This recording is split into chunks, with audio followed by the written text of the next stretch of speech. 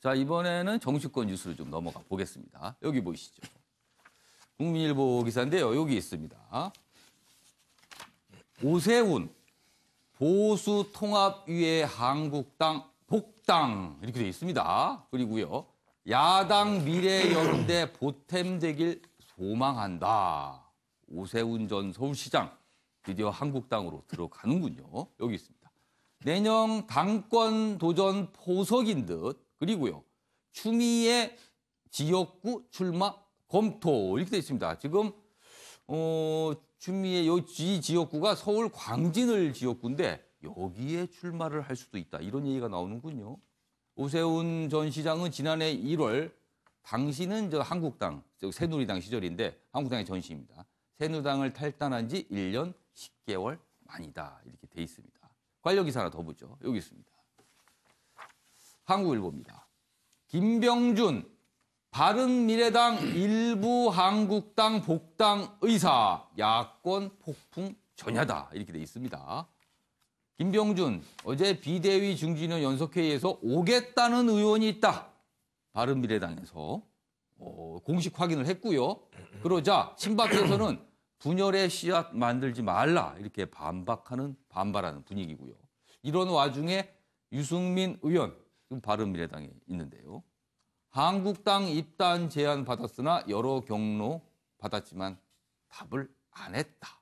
입당 제안을 받았다. 그렇지만 답을 안 했다. 또 이렇게 밝히기도 했습니다. 자, 여기서 관련 영상 보고 이어가도록 하겠습니다. 입당이 임박했다 이런 얘기도 좀 나오는데 김총은 내셨습니까? 아직은요, 뭐 시기까지 정한 건 아니고요. 하여튼 입당은 뭐 조만간 하긴 해야 될 것 같고요. 다만 이제 전당대회 출마에 대해서는 뭐 아직은 그 전당대회 규정이나 또 지도 체제나 이런 것이 결정된 바가 없기 때문에 그런 점을 보고 또 충분히 또 고민을 해야 될 그런 사항들이 있기 때문에요. 이제 그래서 아직 결심을 완전히 못 하고 있습니다. 네, 김시혁 교수님. 네.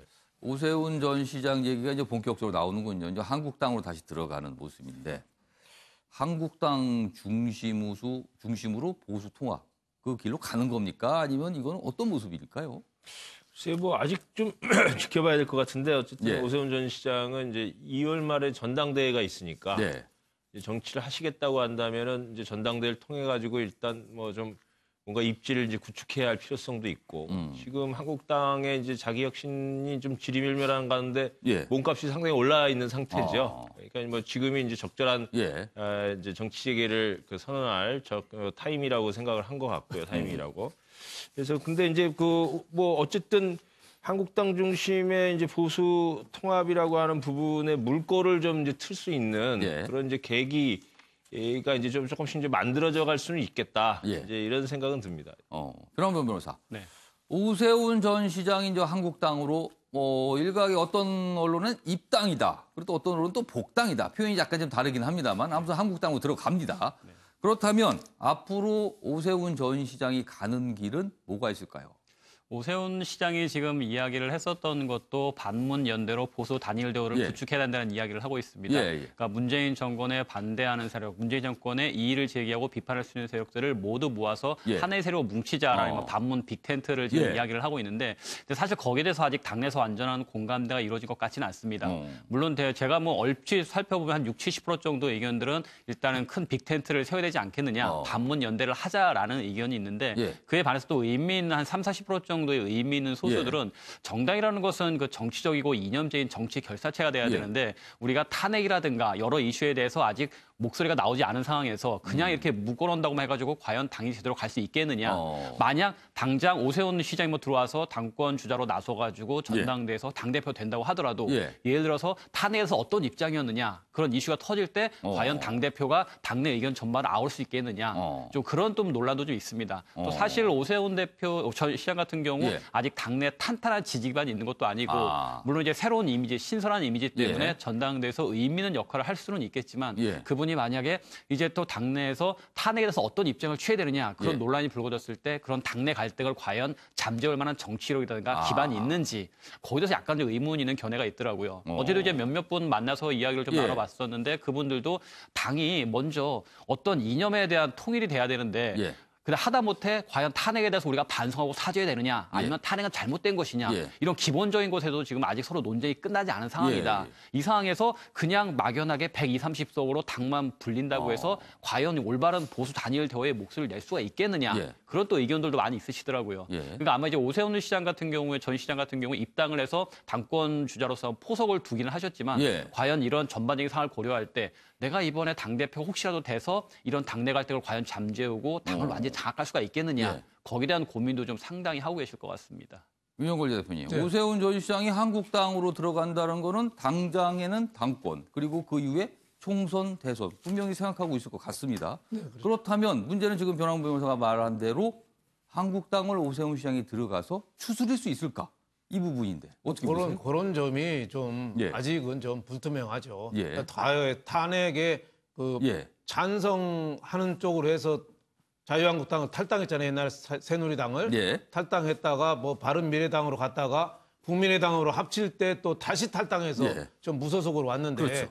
그동안에 뭐 이미지는 괜찮아요. 예. 예, 비교적 서울시장 할 때도 뭐 점잖고 온건하고 그때 무상급식 때문에 찬반 그 주민투표 붙여서 주민들이 무상급식에 찬성하니까 이제 그만두는 꼴이 됐는데 예. 지난번에 국회의원도 종로에서 정세균 의원한테 떨어졌거든요. 예. 그런 의미에서 좀 당 장악력이나 들어가서 그게 조금 불투명하지 않겠느냐. 이게 좀 걱정이 되죠. 지금 자유한국당 자체에도 예. 탄핵에 대해서 분명한 입장을 밝혀라. 뭐 친박에서는 탄핵 찬성했다는 사람은 사과해라. 뭐 이런 예. 얘기까지 나오는데 오세훈 시장이 개인 이미지는 괜찮지만 예. 당에 가서 그만큼 돌파하려면은 예. 최소한 따르는 사람이 군사가 좀 있어야 되는데 예. 혼자 말 타고 창 들고 칼 들고 뛰어 들어가서 자칫하면은 또 어디로 말이 갈지 좀 걱정입니다. 말을 타고 뛰어드는데 군사가 없을 수 있다. 그렇죠. 이 말씀이시네요. 예, 선봉도 있고 좀 군사가 없으면 전쟁하기가 어려운데요. 그렇죠. 지금 복병들이 나타나서 갑자기 활 쏘면은 대책 없이 활을 맞을 수도 있기 때문에 일단 입당은 하는데 저는 대권을 목표로 한 걸로 봐요. 예. 그냥 뭐 국회의원 한번 하려고 예. 입당은 안 했을 거예요. 하지만은 가는 길은 예. 시대적인 소명과 또 고난을 극복한 스토리, 예. 개인의 스토리 이게 좀 있어야 되는데 그런 면에서 아직은 좀 미약하다. 저는 이런 느낌을 지울 수 없습니다. 이런 상황에서 바른미래당 전 대표인 유승민 의원 뭔가 정치적으로 움직임이 있습니다. 그 얘기 여기 좀 나와 있어요. 보시죠. 경향신문입니다. 특강 정치로 기지개편 유승민 이런 말을 했습니다. 보수 재건 제게 주어진 숙명입니다. 그것도 의미가 좀 있어 보입니다. 내용 보면요. 또 소득주도 성장 정책에 비판을 해서 문재인 정부와 또 각을 이루기도 했다. 이런 내용도 있습니다. 여기 자세히 보죠. 지난 6월 지방선거 참패로 대표직에서 물러난 이후 5개월 만에 특강 정치로 기지개를 켠 것이다. 유 전 대표는 어제 이화여대 특강을 했습니다. 그러면서 보수 재건 관련 얘기도 좀 했습니다. 그리고 앞으로 연세대, 서울대 등에서 잇따라 대학 특강에 나설 예정입니다. 자, 그럼 어제 유승민 전 대표의 모습 영상으로 보겠습니다. 오늘 강연 오신 거 예. 정치활동 재개라고 봐도 괜찮을지 어떤 의미를 가지고 제가 정치인인데 정치 활동을 접은 적이 없고요. 네네.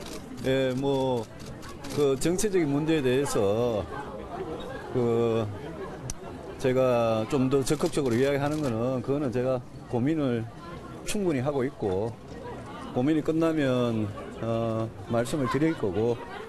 뭐 기지개를 켰다 이런 발언들 많이 나왔었는데 예. 이게 뭐 확대 기지개를 킨 건 아니고요. 정치를 뭐 적극적으로 새로 시작하는 건 아직 아니고 고민은 열심히 하고 있고 어떻게 하면 보수를 재건할 수 있느냐 그 고민을 계속하고 있고 국민들께 말씀드릴 기회가 뭐 언젠가 있을 거라고 생각합니다. 유승민 전 대표는 스스로 기지개 켠 거 아니라고 하지만 정치권과 언론은 기지개를 이미 킨 걸로 보고 있습니다. 그리고 보수 재건이라는 얘기를 좀 했거든요. 자, 김건학 교수님. 예. 유승민 전 대표 보수 재건과 관련해 어떤 역할을 앞으로 하게 될까요?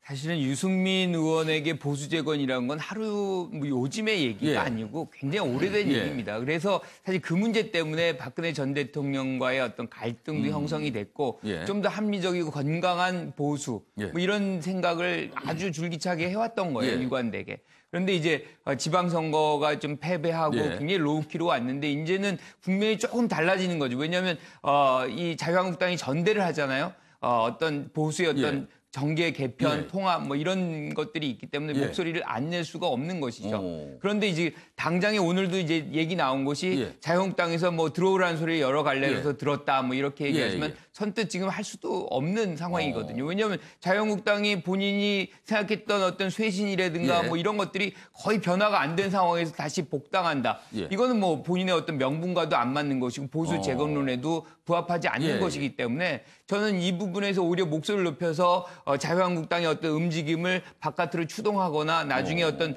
통합의 과정에서 예. 주도권을 좀 가져가려는 그런 어떤 시도의 시작점이다라고 생각을 할 수 있을 것 같아요. 변호범 변호사. 네. 지금까지 바른미래당에서는요, 자유한국당을 겨냥해서 괴멸돼야 될 정당이라고 얘기를 했어요. 그런데 지금 김병준 비대위원장 말대로라면 일부 바른미래당 의원들이 한국당 입당을 타진하고 있다. 이런 얘기거든요.